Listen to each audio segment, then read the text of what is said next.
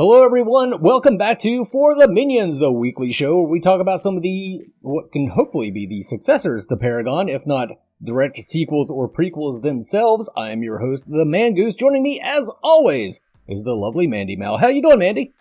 Doing pretty good. Thanks for asking. I'm doing great, and we have a wonderful returning guest host once again, Carina Nebula. How are you?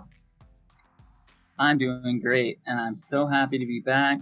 I love this show, love the community, and I'm ready to talk some more about these games. Yeah, awesome. We're happy to have you back.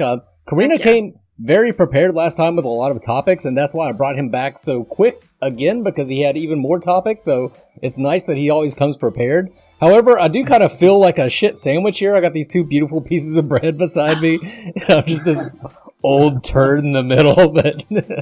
Nay. Yeah. Not true. No. Not true. Oh, thanks for making me feel better, guys. That beard, though. Come on. It's so majestic. That is a good word for it, majestic. It is majestical, if I do say so. But all right, let's step right into it. Let's get right into the news and updates. Let's start off with MetaBuff and Core. Big news this week, not good news. Tsofen left the company. He did a little YouTube video about it. It seemed like it was on amicable terms. It didn't seem like he got mad and quit. It just said that he had contributed everything that he could contribute, and it was time to move on. Did you guys check that out? Did you see the video, Carina Nebula, or what was your thoughts on that? Yeah, I watched it yesterday. I think that's when he put the video out. But my main what I took away with it is that it's just sort of sad. It's just sort of sad because he was sad. So, and I really like Tsofen. I like his content. But I think it's pretty much just the title of the video. It's time to move on for him. He, and a lot of other people in the Paragon, who have played Paragon. There's just a point where you have to move on. But, there's other companies making projects, so we'll see. Yep. Mm-hmm. Mandy, thoughts? Yeah, I agree. Yeah, I watched the video. I was definitely sad, surprised, sad for Core for them to lose him. I left him a comment saying this. I just wish him the best of luck in whatever he goes on to next, because he definitely deserves it. He's a good dude. He has a special knack for numbers and crunching the numbers, and I'm sure he will find his place in, where he can do that and be of the most, where he feels like he's benefiting somebody. So, that really kind of stinks, but I think, Carina, you said it well. There comes a point where it is time to just move on. And I think he left it kind of nice in his video where he said, will Paragon in whatever way, shape, or form come back into his life? He doesn't know. He's not completely shunning these remakes. He's not saying he's not going to play them or be involved with them or whatever. So I think it'll be interesting to see if one of these games takes off, what will he then, if he's still doing the whole YouTube thing, will he be covering them in the same way he used to? It's just really interesting to see where he's going to go next. Yeah,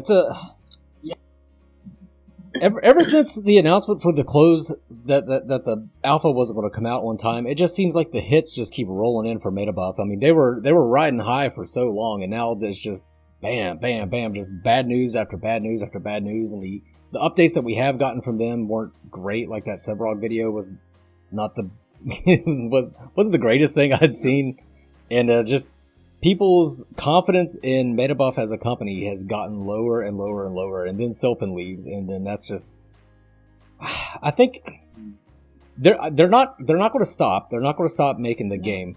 Like, the game's going to keep going forward, but I think that at this point they need to take the approach that Visionary did with Phoenix Rising and just completely go under. Like, just say, you know what, we're not going to announce anything until we have something extremely tangible for you guys. Until then, we're going silent, we're going dark, and we're just going to work on our game, and hopefully we can bring you something.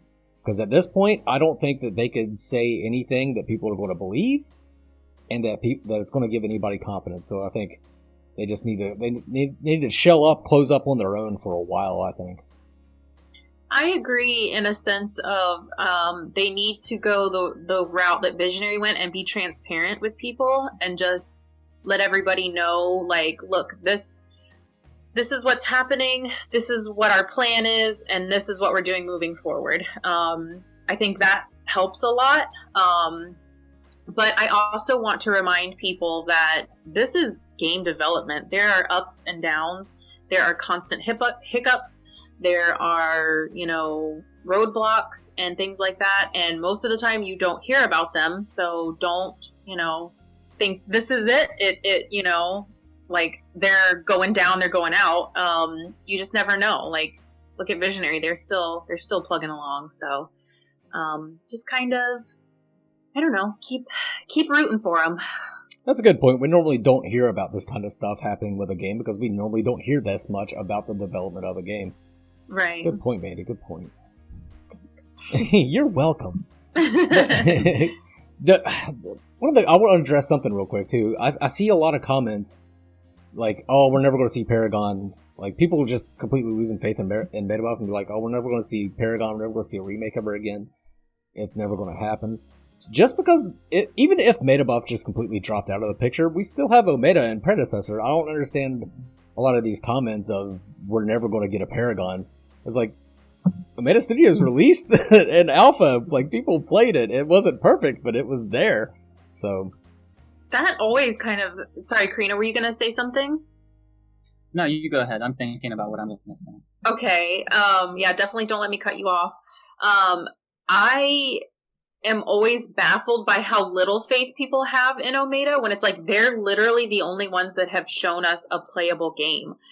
I'm not saying it was perfect, but isn't that the point of an alpha, is to find these bugs? And, I think it even was buggier than they expected it to be. But there again is the point of this testing. That's why there is alphas, stages 1, 2, 3, 4, umpteen, whatever you have to do.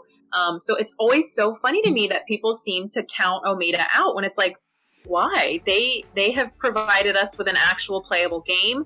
They're plugging along at a very realistic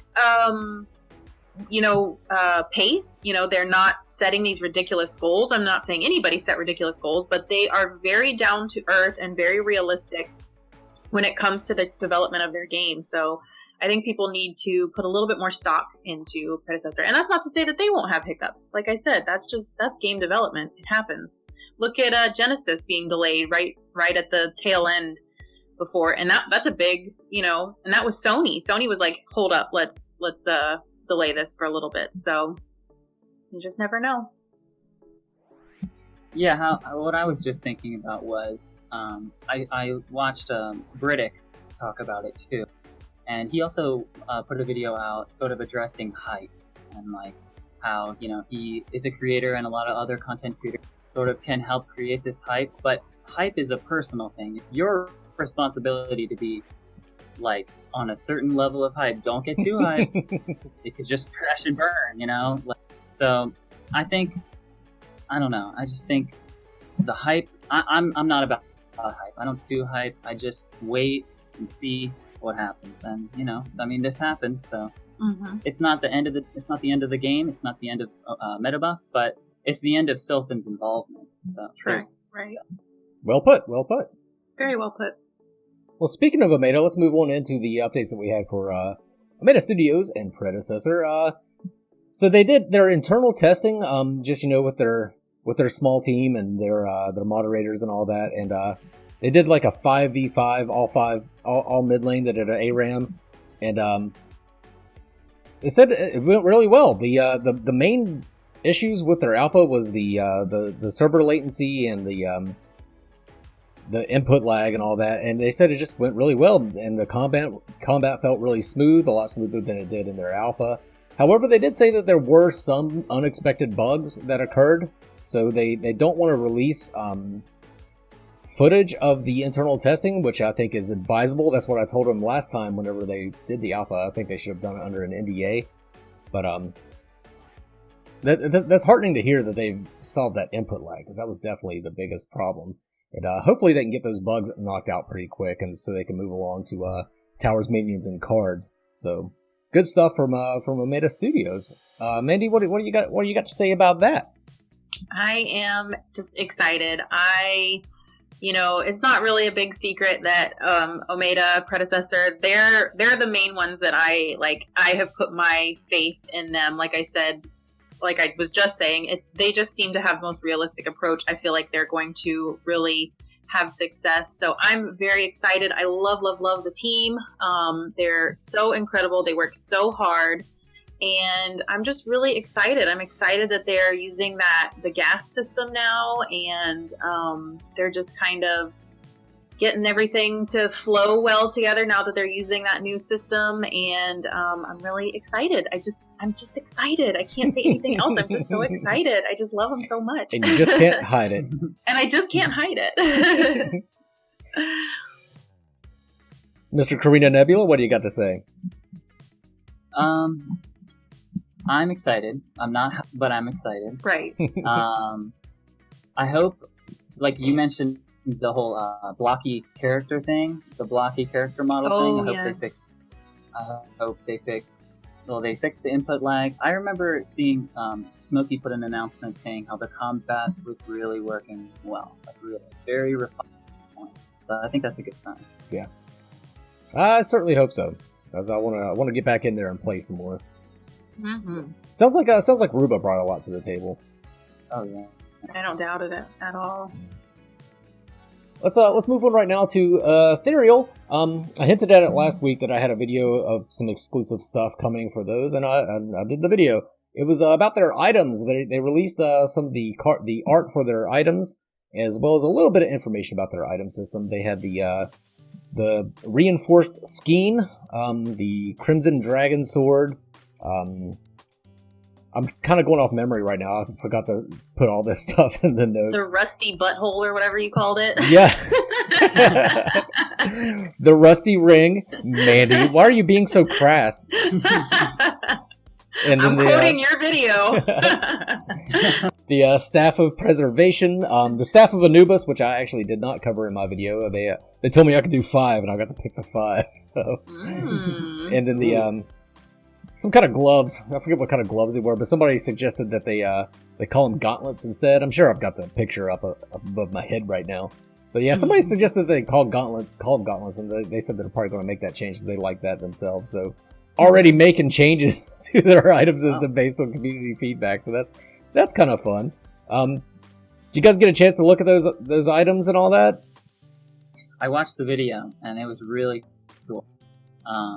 Like, gosh, those items look amazing. Like that freaking fire sword. Like, I want to use that. I want to slice something with that. That'd be so cool. But, excited. Definitely excited. And all the art out of that team is wonderful. So. Yeah, I was really impressed that they put so much attention to detail into the items for the game. Yeah. So. It just, like I said in the video, they just keep giving me more and more confidence with everything they do. It's not just the art; it's been the sound design and just everything they do has been just insane. So hopefully the gameplay is also really really refined with a lot of attention to detail. I expect that it will be. They have shown me nothing to make me think that it won't be at this point. Yeah. Go ahead, man. When you talk about getting like hyped for something, this is one I'm trying not to get like too overly hyped about, but it's really hard not to because, I mean, think of how great these pieces are individually. Like, their sound design is fucking phenomenal. Those items are so crazy beautiful. Like, imagine all of that coming together. Like, it's really hard for me to imagine how stellar this game is setting itself up to be, at least in my eyes. Like Carina said, that's kind of hype is a personal thing. But definitely in my eyes, I'm getting really hyped for this game. But like you said, the more I see, the more I'm like, dang, like it's gonna be hot. They don't. By the way, I'm completely hyped for it. I drank the Kool-Aid long ago. Yeah. Along with the actual pictures of the items, they released a little bit of information. They didn't give us any stats, but they said like swords. If you equip a sword, it's always going to have some physical power on it, as well as some other stats. and effects. And if you have a staff, it's always going to have some magical power associated with it. So I don't think that's too different from what other MOBAs do. Usually, if you pick up a sword, it's going to be for attack damage. So it makes sense. It seems the easiest to, that just kind of goes hand in hand. Physical with a sword, magical with a staff. Like, I think that'll be easy for people to comprehend, I always felt that was kind of funny. Like, you have 6 swords equipped. Where the fuck are they? Yeah, right? Why am I still punching people? Yeah. And Phoenix Rising, we had nothing out of them this week. I just want to remind you guys, by the way, let me talk about, let me preach on it for a second. Phoenix Rising, those guys piss me off, and let me tell you why. Let me tell you why they piss me off. Every time I talk to them, they are so fucking happy and upbeat. And I'm like, what's going on? What are they doing? They've got to be doing something good because they're always so fucking happy about it. They're like, you got any updates? No, man. How you doing? It's great to talk to you this week. It's like, fuck you. Tell me what you're doing. I know. I just picture them in like little lab coats, just tinkering away and just, oh my gosh, just a happy little mad scientist over there cooking up something great. So maybe we'll see that one lane 3v3 that they were talking about expoing at some point in time, and then in the future, I won't say the near future. They got a little more work cut out for them than these other games. They just like Ethereal, they had to start from the ground up and design their own heroes and make their own abilities and animations and such. So uphill battle for Visionary and Phoenix Rising. But if you want to learn more about any of these games, I'll have their socials linked down in the video description below. But let's move on to the poll results. What I've been doing with the poll is I'm doing kind of like a tournament bracket of the most impactful ultimate, and I had to speed it along, so I did 2 polls this week. The first one, and this all goes in alphabetical order, it was Grux, Howitzer, and Iggy's Flame Belch, and Iggy's Blaze, because Iggy kind of had 2 different ultimates throughout the life cycle of Paragon, and Kalari. And Kalari won big time. She had 40% of the vote. Grux had 18, Howitzer 20, Flame Belch 5, and Blaze 18.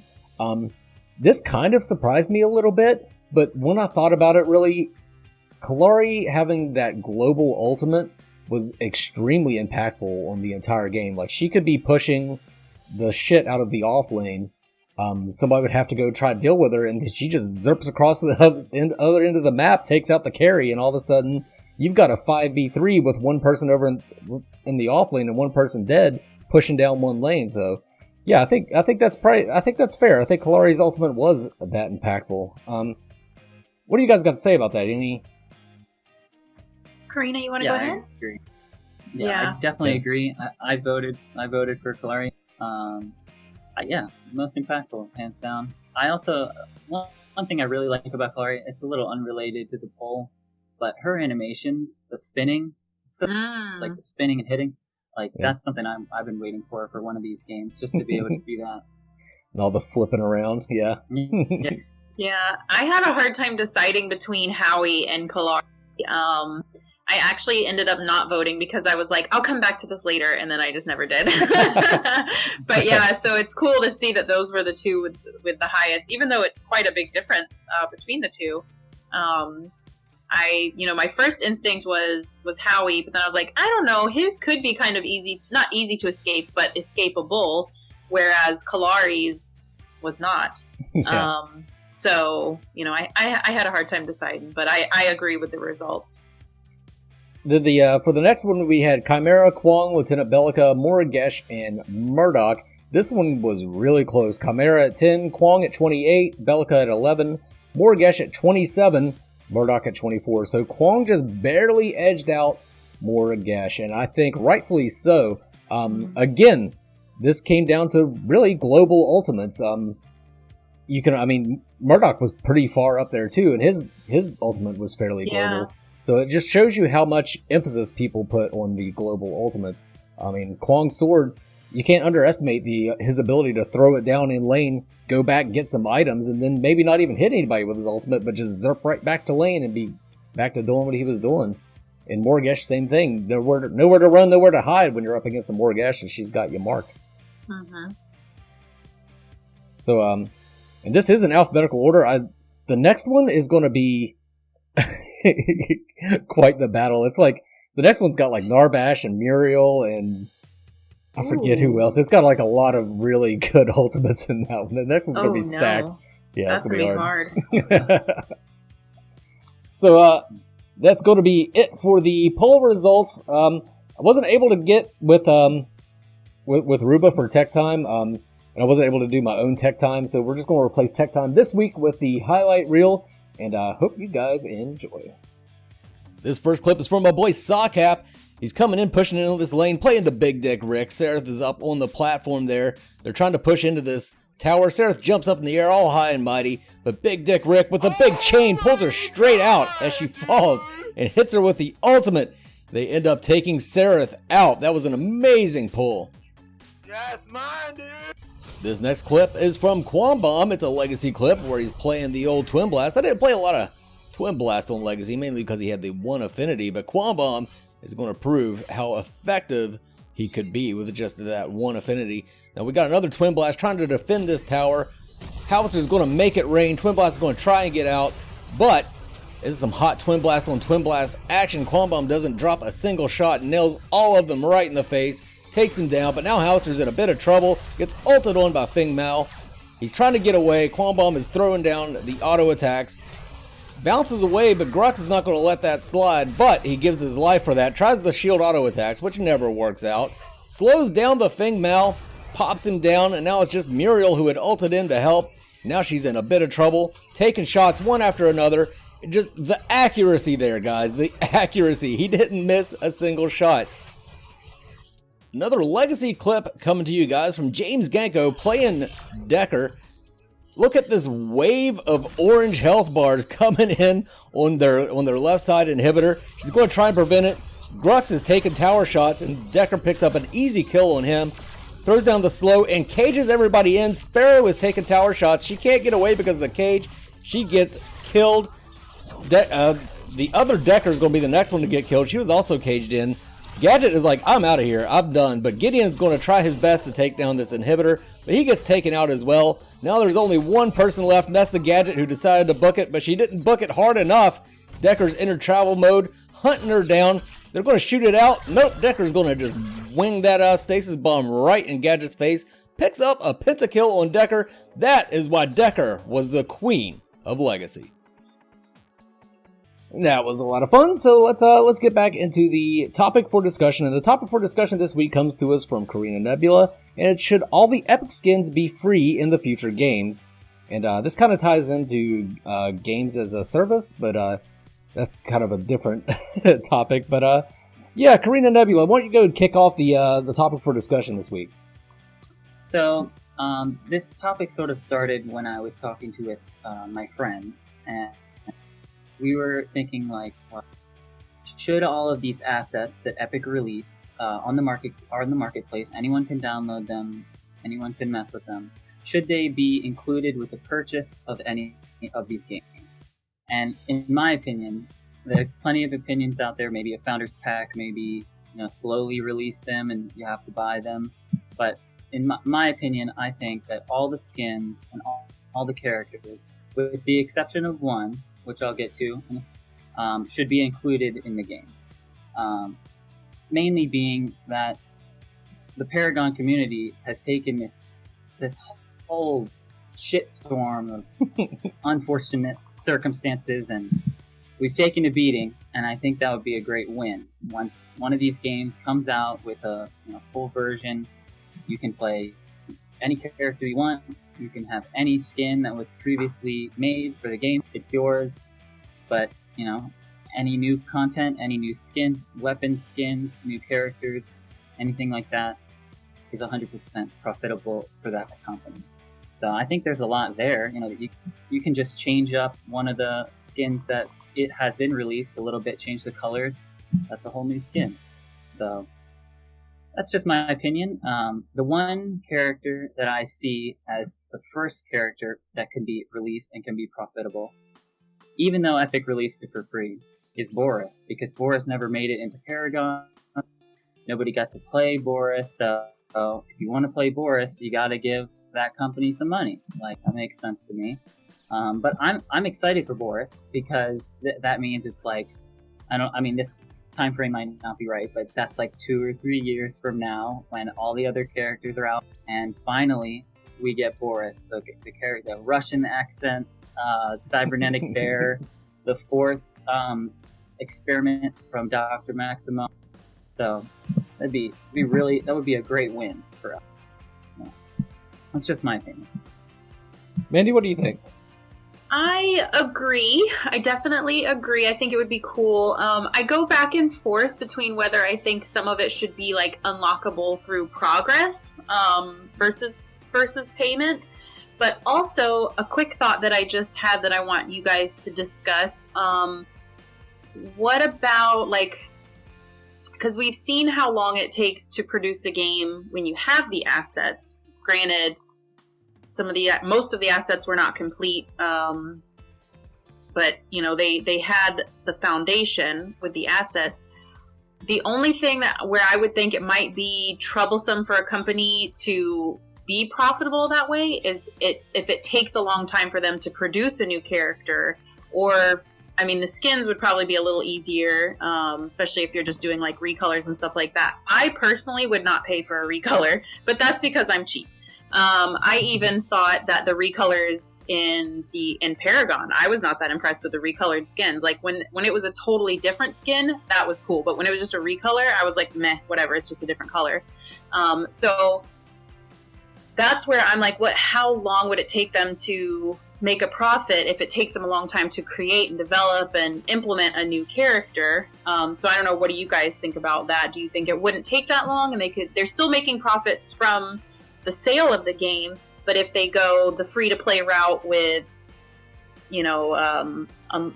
where you pay for skins and cosmetics and things like that, then it might run into some issues. So that's just a quick thought that I had, and I figured I'd want to hear what you guys think. It's definitely interesting. It like I was saying, it kind of ties into games as a service, where right. if you bought that skin, then you bought that skin, and you should have access to it, which Epic kind of did give you access to that skin forever now. But you paid for that skin. You may have paid a separate entity, but you did pay for that skin at some point in time, and I think you are somewhat entitled to it. But it would be some of the things that factor in there though is that Epic did refund everybody's money for those skins, and and there's no way for Omega Studios or Metabuff to know which skins you bought in Paragon. But and then releasing them all for free, that I think kind of agree with Mandy there. They need some way to monetize the game, and because none of them, I think, currently have plans to for you to pay for the game. It's everybody has kind of a not pay to win. What am I saying? Free to play, free to play model in mind, and I think those skins are a quick and easy way for them to monetize their games. So I don't know. I really see both sides of this. That's why I thought this was such an interesting conversation, because I think we're entitled to all the characters and skins at one hand, but at the other hand, I want them to be able to succeed. And they're going to need to be able to make money to do that. So, yeah, that's very true. And what Mandy mentioned, how long is it going to take for them to implement this new stuff? That say they did make all the skins free. They got to have something to make money on in the meantime when they're making this stuff. So yeah, I definitely see your guys' side of it. I wonder what will happen. I wonder what will happen. I wonder if we're all going to be paying for free skins that are on the market. Or if they're gonna say, have them back, guys. You can, go out. It's such a catch-22 almost, because I definitely see the side of give us something for the pain and anguish. What do they call it when you sue somebody for pain and suffering or whatever? Just give us something for our trouble.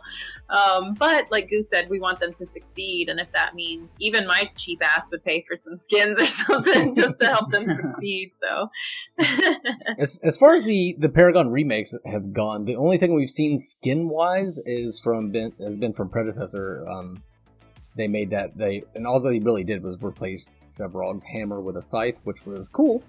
Mm-hmm. But that was kind of a small change. I think they could make some money off that, because I think most people believe that he should have had a scythe to begin with. But I'm certainly among those people. I think he should have had a scythe. I mean, the hammer was cool, but he should have had a scythe. He looks like death. Come on. Yeah. True. Then, like Ethereal, they've already had released some concepts for skins for their game, so they've already planned to do skins for their game, and of course, those weren't made available by anybody. That's their own creation, so they should definitely be able to charge for that. They've also got some other things planned. This one, like, they'll leak stuff to me sometimes and tell me that I'm not allowed to talk about it. This one they didn't even mean to leak to me, and I certainly can't talk about it. But, as far as monetization goes, just love it. I'll let you know that they got it covered. They got it. When I found this out, I wanted to throw my wallet at them right then and there. But hopefully that we'll find out about that soon. We'll be able to talk about it publicly. But then they have had their skin concepts. They showed some concepts for Malaya and some concepts for Nikolai. So they're thinking to the future with that already. Yeah, that is just such an interesting thing to think about, like, because it would suck if you paid for a skin for Feng Mao, and then you're playing Feng Mao, and he's in a new game, and you loved that skin, and you have to pay for it again. That kind of sucks, but Yep, it's definitely, like I said, it's like a catch-22, double-edged sword. Yeah, all those analogies, whatever you want to call them. So I can like see them. I can see these companies, like, if, like I always say this, if they do make them free, I can see them making weapon skins, and I can see them making new skins.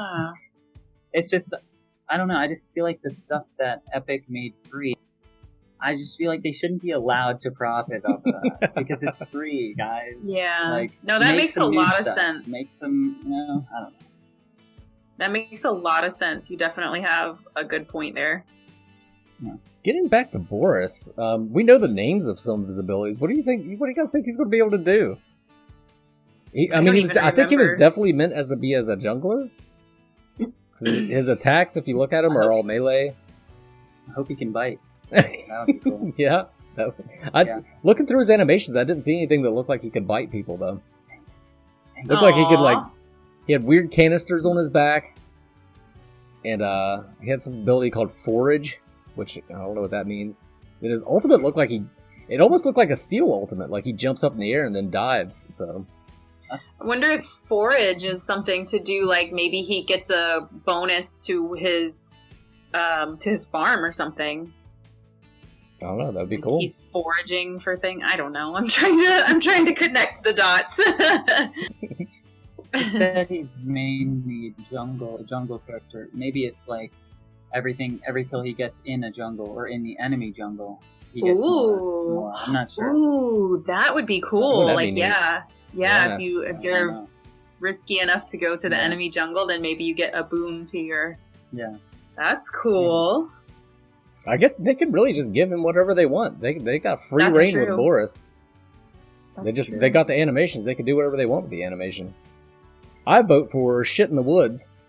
He leaves the shit in the woods and people can come along. It's like a mine. Oh my god, that would be amazing. Okay, I'm on board. You're on board for shit in the woods? Hell yeah, I'm on board. But the animation, like, whenever somebody steps in it, the animation has to be them, like, checking their boots. Like, what the fuck?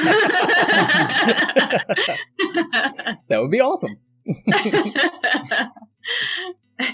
All right, is anybody got anything else they wanted to add to the topic?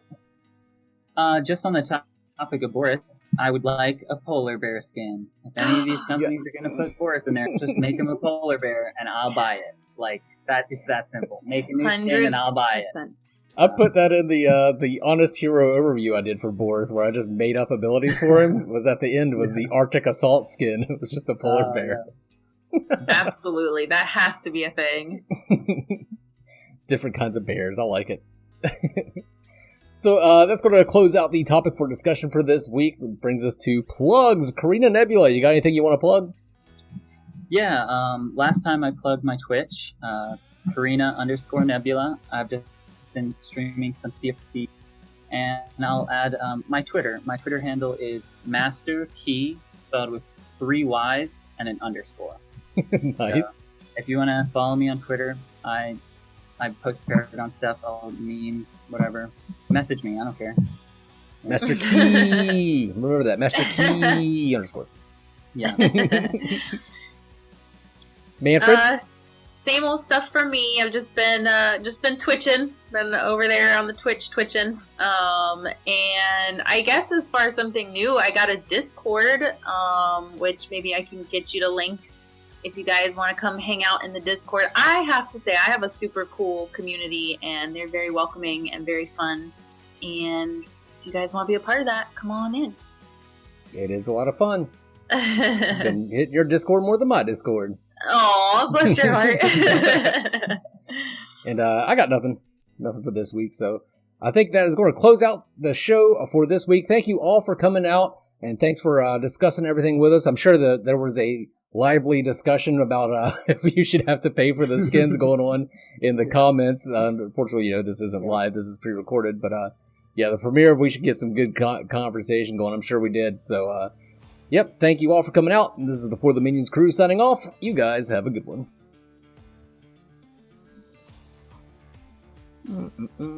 Man, Goose!